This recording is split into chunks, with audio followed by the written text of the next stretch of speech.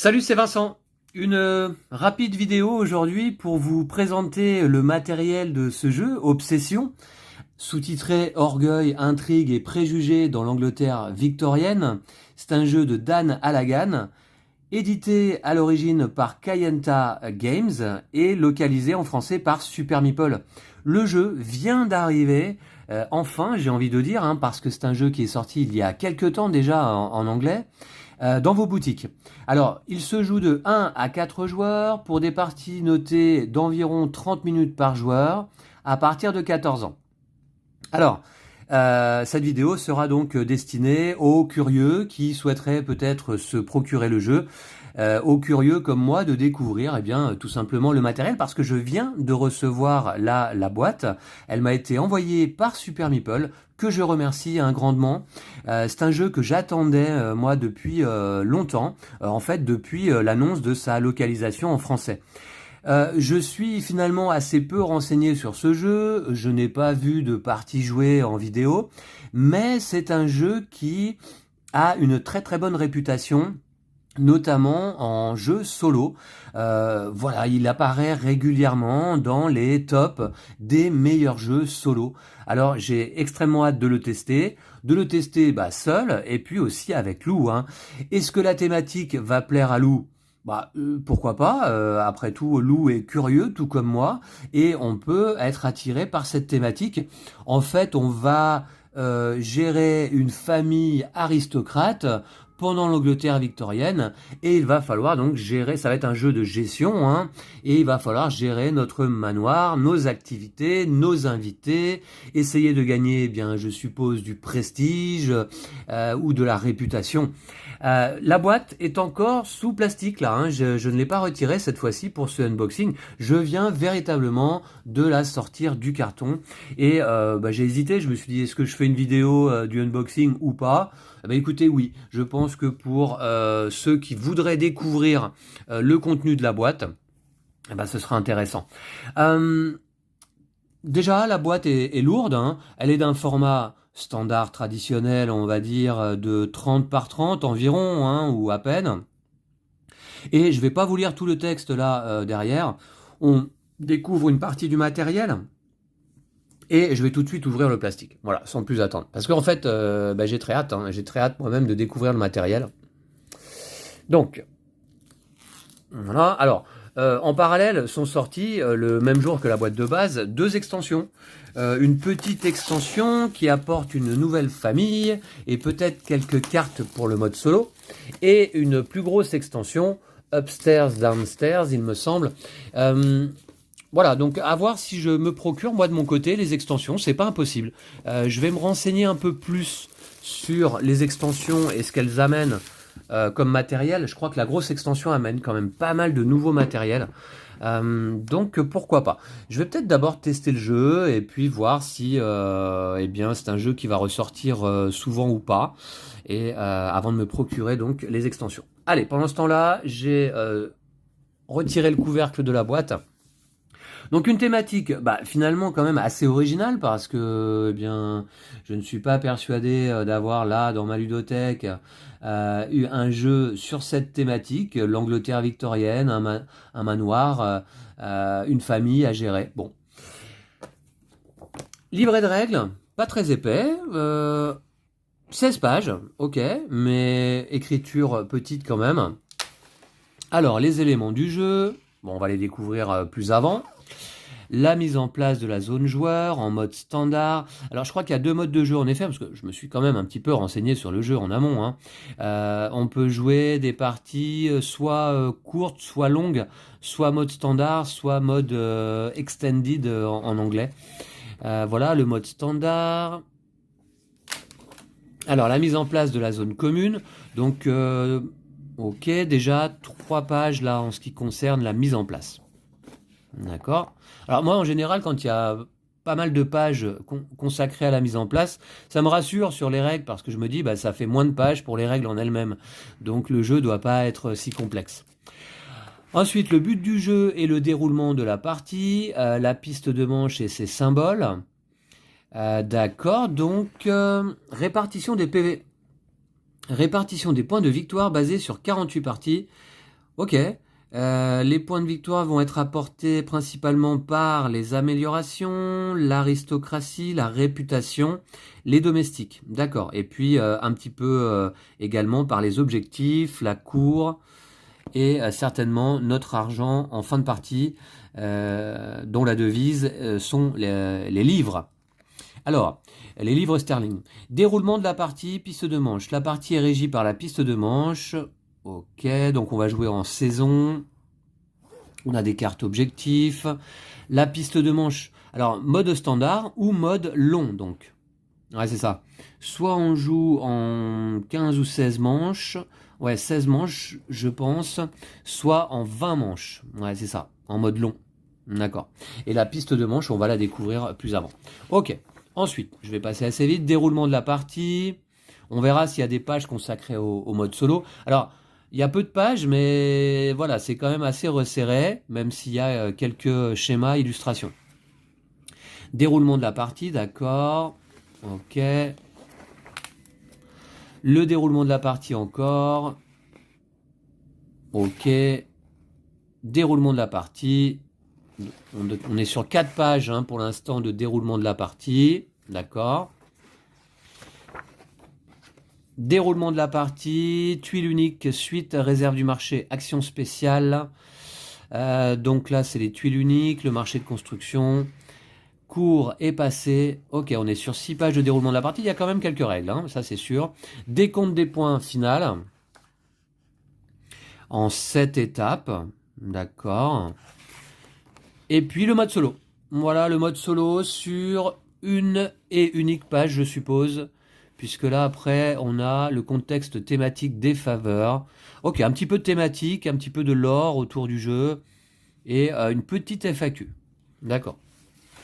Ok, le mode solo. Bon, tout ça me semble bien présenté. Voilà, assez resserré en termes de texte, petit caractère. Mais ça a l'avantage d'être une règle qui, du coup, fait assez peu de pages. 16 pages, c'est très convenable. Mode solo, ok, sur une page. Donc à voir. De toute façon, c'est un jeu que je vous présenterai assurément en solo et peut-être avec Lou. Ouh là là, bah attendez, on a un glossaire. Ah oui, d'accord. On n'a pas que les règles, on a un glossaire. Ok. Donc des informations thématiques et techniques détaillées pour chaque terme en bleu dans le livret de règles. Et du contenu supplémentaire tel que des variantes de jeu et des conseils stratégiques. D'accord, ok. Alors là, le glossaire, pour le coup, il fait 32 pages. Alors, donc des informations sur les différentes familles, notamment la famille Fairchild là. Ok. Les actions spéciales. D'accord. Ok. Les différentes salles ou lieux ou pièces, je ne sais pas comment on les appelle. On voit la bibliothèque principale, salle de musique, bureau du majordome.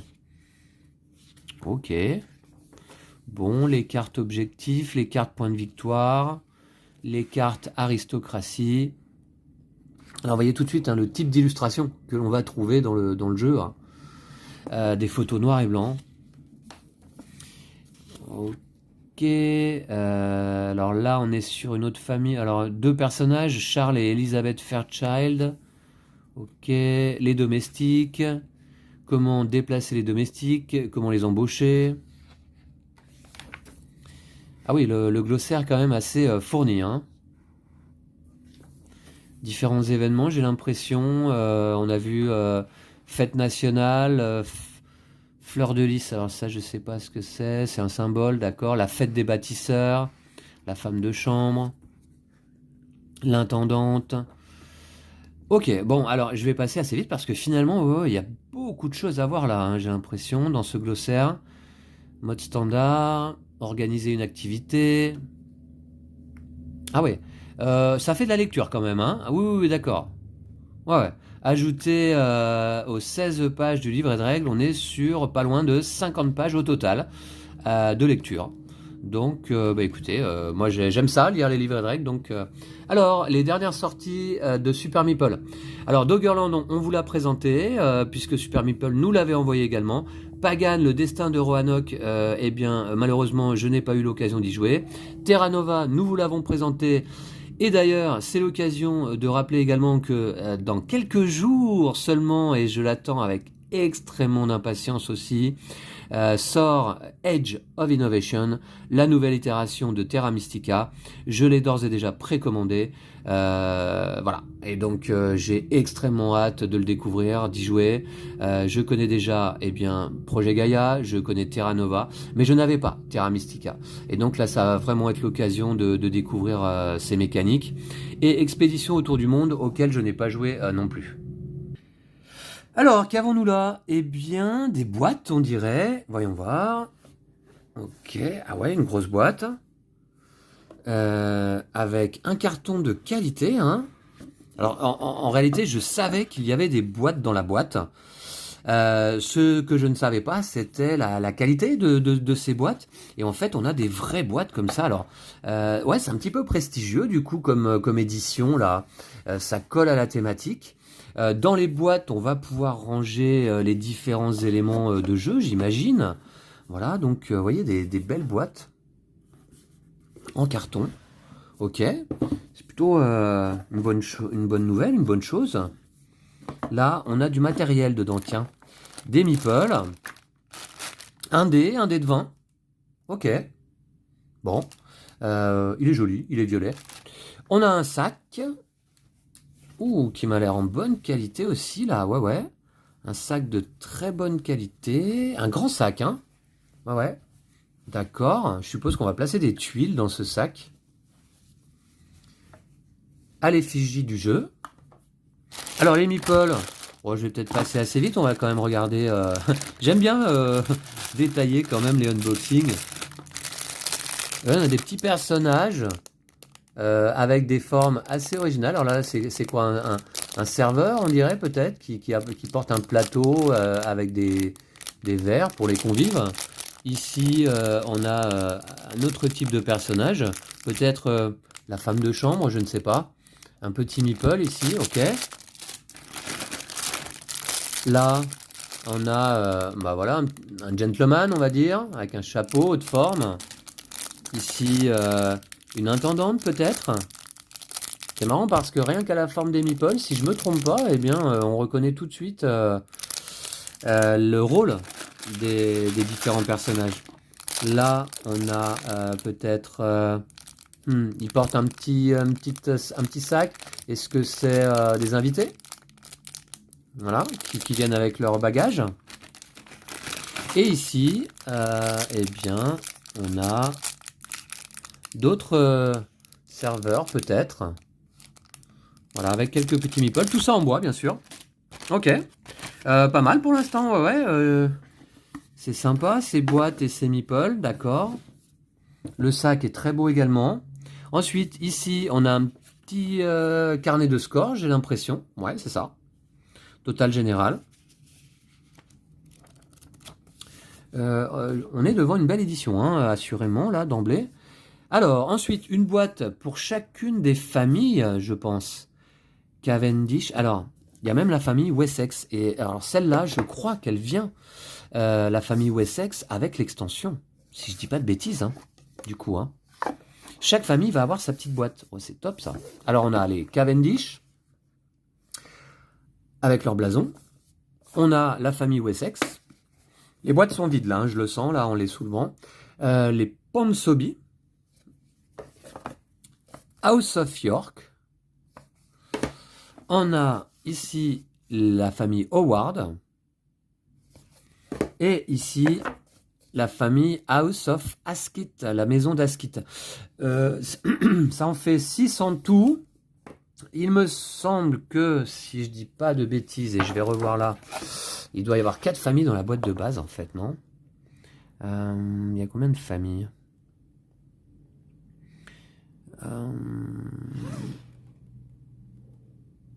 Bon, écoutez, je sais pas, on peut jouer à 4. Je pense qu'il doit y avoir 4 familles dans la boîte de base. Et je pense que les familles complémentaires viennent dans les extensions. Alors, ici on a les plateaux joueurs pour chaque famille justement. Alors on a York donc, Ponsonby,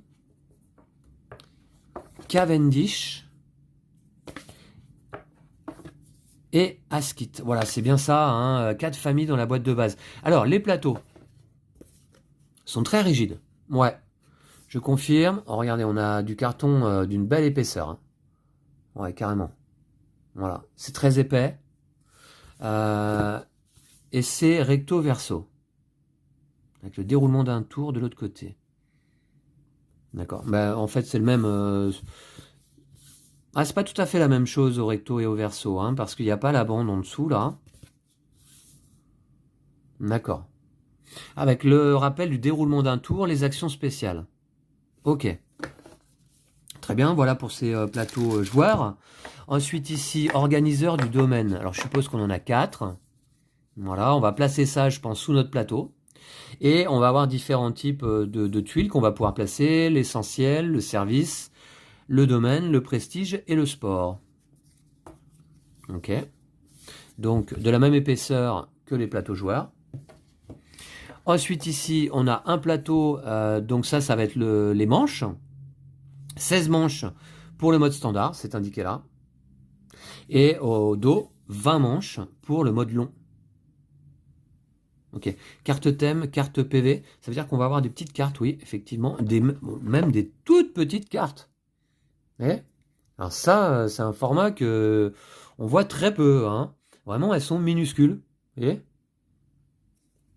je connaissais ce format, bien sûr. Format mini, on va dire, un petit peu. Et alors, mais alors celle-là, c'est rigolo, ouais, ouais, ouais. Ok, alors ça, je mets de côté. Les cartes, bon, on va les regarder rapidement après. Ensuite, il y a pas mal de matériel hein, dans la boîte, hein. Ici, un plateau, je pense, bah, ça va être justement les cartes qui vont être disposées, les tuiles disponibles à l'achat, hein. Voilà, réserve du marché de construction, donc on va pouvoir construire bah, des nouvelles salles hein, dans notre manoir, dans notre château. Les invités, le marché de construction, les domestiques à embaucher, les cartes objectifs, d'accord. On a un beau plateau, hein. C'est chouette, hein. Très très chouette. Est-il recto verso? Non. Hein. Non, d'accord. Voilà, il se déplie de cette manière. Et alors après, c'est les planches à dépuncher, j'ai l'impression, voilà, c'est ça. Avec les tuiles, je vais mettre la boîte de côté. Alors, ben, on va voir le jardin des sculptures. Moi, ça se dépunche tout seul. On a des pièces ici. Jardin des sculptures. Alors, on a des tuiles qui sont bah, très épaisses, très rigides. Ok. Et je pense qu'on va les placer dans le sac avant de les mettre sur le marché de construction. Le jardin des sculptures. Alors, on a le coût, je pense, les points de victoire qu'il rapporte. Ok. Voyons voir un petit peu rapidement, faisons l'inventaire un petit peu des différentes salles. Gloriette principale, il y en a 4. Les enclos, pièces fleuries, jardin anglais, conservatoire à Pignon, suite de la Reine, terrasse ouest, jardin français. Voilà, et puis on a des belles pièces, hein. Tout ça en carton. Mais vous voyez, c'est du carton de très bonne qualité en fait. Je sais pas si vous le voyez en vidéo là, mais le carton est tressé. C'est marrant, hein, comme ça en ouvrant la boîte, on a le sentiment un peu d'une édition un peu de luxe, vous voyez. Alors que c'est simplement bah, l'édition standard du jeu de base dans les boutiques là, hein. Mais ça fait vraiment un peu de luxe. Bon, je vais pas placer toutes les salles, mais on voit qu'il y en a pas mal avec différentes couleurs. 2, 3, 4, 5, il y a 5 planches à dépuncher au total. Je pensais que le jeu allait être peut-être un peu terne parce que c'est ce qu'on reprochait à ce jeu, mais les couleurs sont assez vives en réalité finalement. Là, on a un violet qui est assez vif. Ouais, les couleurs collent évidemment à la thématique, hein. Ça fait un peu papier peint bah, de l'époque victorienne. Ouais, ouais, ouais. Voilà, ok. Bah, j'ai fait le tour du matériel. Alors, pas les cartes. On va regarder quand même un petit peu les cartes.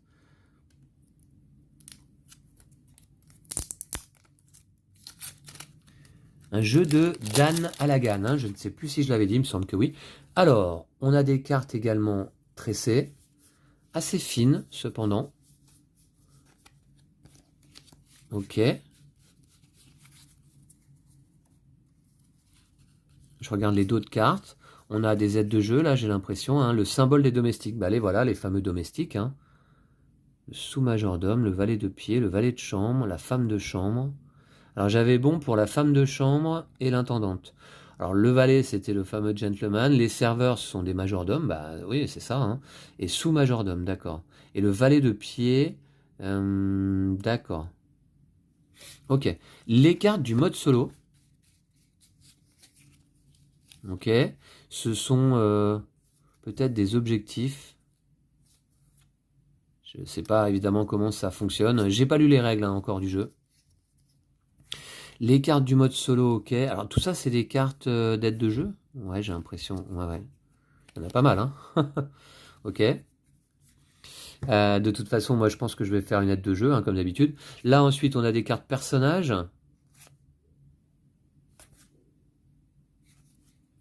Est-ce que ce sont des vrais personnages qui ont existé? C'est pas impossible, hein. On a l'impression que les photos sont des vraies photos, mais alors... ce serait étonnant quand même. Alors on est vraiment dans le comment dire la mode de l'époque. Hein. Mais l'apparition de ces personnages en partie, bah, ça va donner de la vie quoi. Hein. Ok. C'est marrant cette galerie de portraits là. Ok, donc ça c'était un premier paquet, mais les personnages ça continue ici, j'ai l'impression qu'il y en a beaucoup.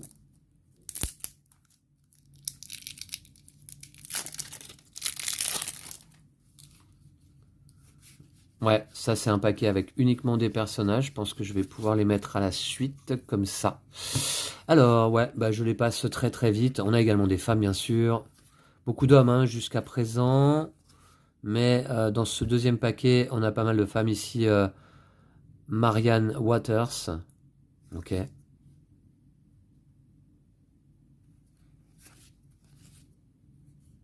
Alors, il y a une symbolique également hein, sur les cartes. Ouais, ici, il y a pas mal. Elizabeth Fairchild. On en a entendu parler dans la règle. Ok. C'est très intriguant, voilà. D'ailleurs, le mot intrigue est dans le sous-titre du jeu. C'est assez intriguant. J'ai hâte de découvrir les mécaniques du jeu notamment. On a même le chat, là, ici. Duchess Lilo. Chat du créateur. D'accord? Est-ce que c'est le chat du créateur du jeu? Pas mal de femmes, là, ici. Donc finalement, je pense qu'on a des personnages... j'ai l'impression moitié de femmes, moitié d'hommes. Ok, je vais mettre les autres personnages ici. Alors ensuite, bah, les toutes petites cartes, allez, on va les regarder quand même, parce que ça, c'est quand même assez rare dans ce format.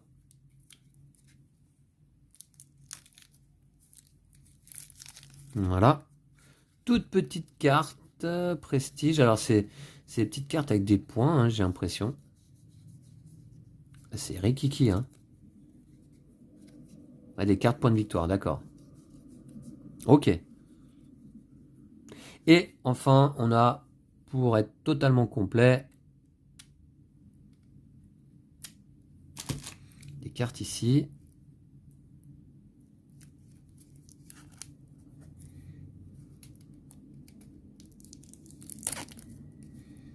Voilà. Des bonus. Bonus service, bonus essentiel, bonus domaine. D'accord. Ouais, alors ça, je pense que ce sont peut-être des cartes d'objectifs individuels. Voilà, terminer la partie avec au moins 1200 livres et on gagnerait 10 PV.